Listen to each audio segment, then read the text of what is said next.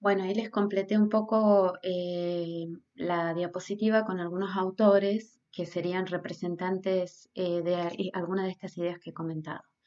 La colonialidad del poder en realidad es la gran categoría del programa Modernidad Colonialidad. Es una categoría que produce Aníbal Quijano. Hay un interesante diálogo diferido de Aníbal Quijano con José Mariátegui, que es muy interesante si les interesa profundizar por ahí. En realidad lo que va a decir Quijano es que a partir de la conquista de América hay un nuevo patrón de poder global en el cual la fuerza de trabajo se anuda a un rasgo genotípico como es la raza. Esto es algo relativamente novedoso porque si bien había existido la esclavitud en muchos y existía en muchos pueblos en la historia y en el mismo momento en que los europeos conquistaban América, eh, perdón, esta idea de que un tipo de color de piel quedara asociado a un tipo de trabajo es una idea relativamente nueva. La raza es una idea relativamente nueva. ¿Cuál es la ventaja de la raza? En términos estratégicos, por supuesto, es una barbaridad la raza, pero estoy diciendo qué ventaja dio a los colonizadores en su momento, que daba una explicación natural respecto de que unas personas, como no habían llegado al estadio completo de ser humano, que implicaba un cierto nivel de racionalidad y tenían como un componente todavía animal involucionado o involutivo, y acá empiezan a jugar las dos tesis de las que hablé en la diapositiva anterior, eran naturalmente inferiores y por lo tanto estaban destinados a hacer trabajos que se considerarían eh, no propios para un sujeto comprendido como un sujeto de derecho, ¿no? Hay un trabajo muy interesante de Boaventura de Sousa Santos sobre el pensamiento abismal que trabaja maravillosamente la doble moral, podríamos decir, que existe desde el descubrimiento de América, donde hay ciertas cosas que son impensadas para el mundo civilizado y que sin embargo operan en este otro inframundo donde no corren las mismas garantías para los sujetos. Ya podrán ver que si bien hoy esto no tiene que ver ya con la raza necesariamente y en todas partes del mundo, sí existe de forma más sutil, menos difícil de poner en evidencia cuando pensamos, por ejemplo, que en la Villa 31 y a propósito de la pandemia, hay un tratamiento de los enfermos y la gente que venía de viaje de Europa, de Estados Unidos, de fuera del país, tuvo en su momento otro tratamiento con otros cuidados, ¿no?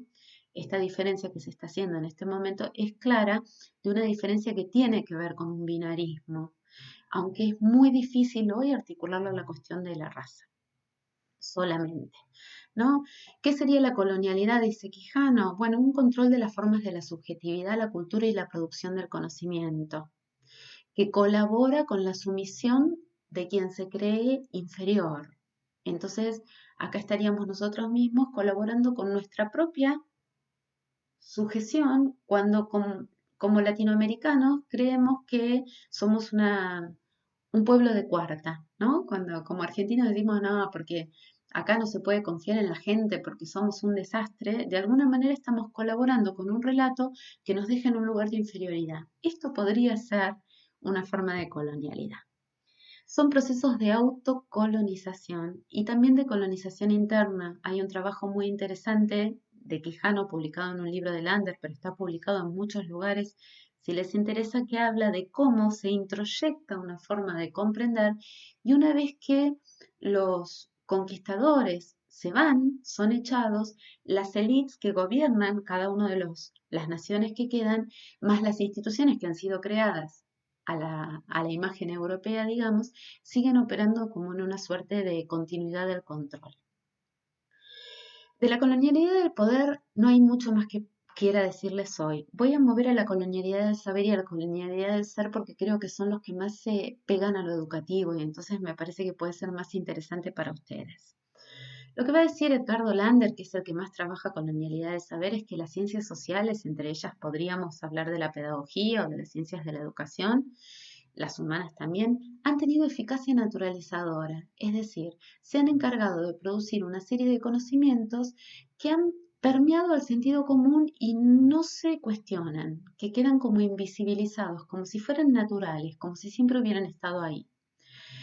Santiago Castro Gómez, en referencia a esto mismo, habla de la ibris o la ubris del punto cero. Es esta forma que tiene el conocimiento científico de pronunciarse como si se pronunciara desde ningún lado, como si no hubiera un sujeto con una mirada parcializada en un momento histórico preciso que también tiñe aquello que sucede y que se ve, que estuviera influyendo en el conocimiento. Lo que dice la ciencia es que lo que descubre es algo plantado por alguna divinidad en el origen del universo y que el hombre a través de su razón lo descubre, se le revela, digamos. En este tiempo y de la mano del construccionismo social y de los giros hermenéuticos y ontológicos y demás, hemos llegado a desconfiar de esta posibilidad de que alguien pueda conocer desde un no lugar o desde un no tiempo, ¿no? Para darles un ejemplo muy sencillito y rápido, solía trabajar con un artículo de un pensador que se llama Stephen Mills, que hablaba de cómo hace 300 años la Navidad en Nueva York se festejaba fornicando públicamente. ¿No?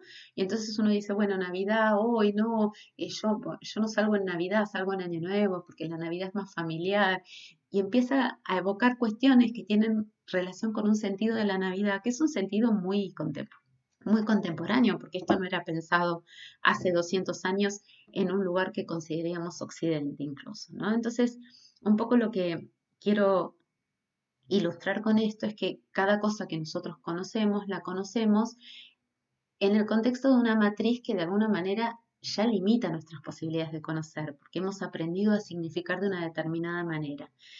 Esto que hoy vemos con claridad, que hemos significado diferentes cuestiones a lo largo del tiempo, pero también desde diferentes geografías, es una cuestión que se pone de manifiesto cuando hablamos de la colonialidad del saber, mirando cómo el europeo en la ciencia deposita una fantasía de que el saber puede ser producido en un no lugar, y entonces es lo que Mignolo llama la negación de la geopolítica y la corpopolítica del conocimiento.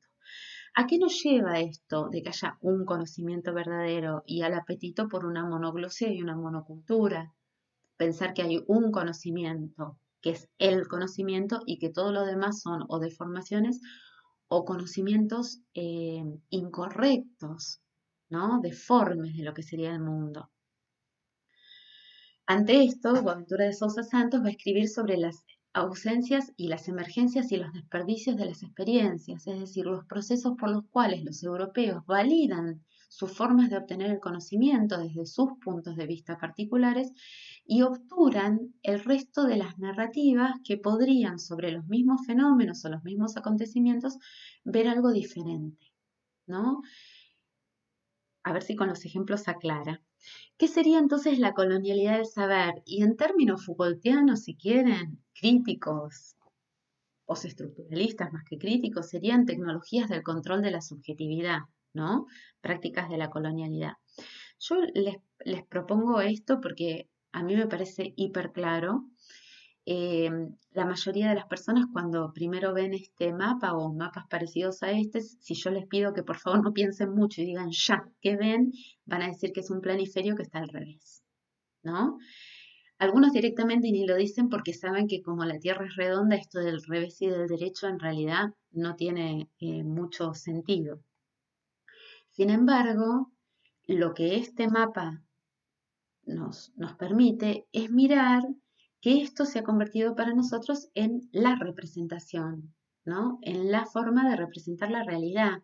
¿Por qué? Y por el sencillo motivo que cada vez que teníamos que trabajar con un mapa en la escuela nos hacían comprar este planiferio con esta forma de disponer los territorios de la Tierra, que hicieron que nuestra mirada se acostumbrara a pensar que el mundo era esto, ¿no? Que esto es la representación del mundo. Hay un libro de Aníbal Quijano, que es de Aníbal Quijano, perdón, de Eduardo Galeano, que resume un poquito cuál es el problema con este planiferio que usamos en la escuela. El mapa mundi que nos enseña otorga 2/3 al norte y 1/3 al sur. Europa es en el mapa más extensa que América Latina, aunque en realidad América Latina duplica la superficie de Europa. La India parece más pequeña que Escandinavia, aunque es 3 veces mayor.